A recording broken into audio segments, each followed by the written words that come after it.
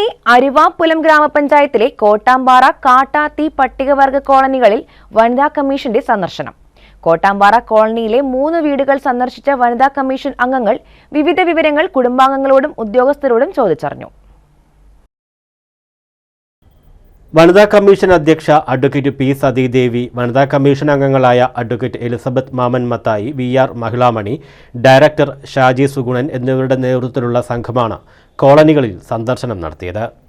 കോട്ടാമ്പാറ കോളനിയിലെ 3 വീടുകൾ സന്ദർശിച്ച വനിതാ കമ്മീഷൻ അംഗങ്ങൾ വിവിധ വിവരങ്ങൾ കുടുംബങ്ങളോടും ഉദ്യോഗസ്ഥരോടും ചോദിച്ചറിഞ്ഞു. കോട്ടാമ്പാറ പട്ടികവർഗ കോളനിയിലെ വിലാസിനി ഓമന, സുശീല വാസുകുട്ടൻ, വിലാസിനി സിന്ധു എന്നിവരുടെ വീടുകളാണ് സന്ദർശിച്ചത്.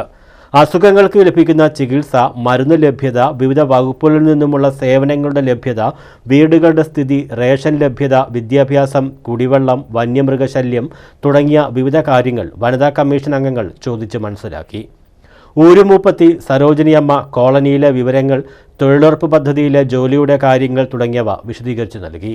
ഭർത്താവ് മദ്യപിച്ചു വന്ന് മർദ്ദിക്കുന്നെന്ന് ഒരു വീട്ടമ്മ വനിതാ കമ്മീഷൻ മുമ്പാകെ പരാതി പറഞ്ഞു.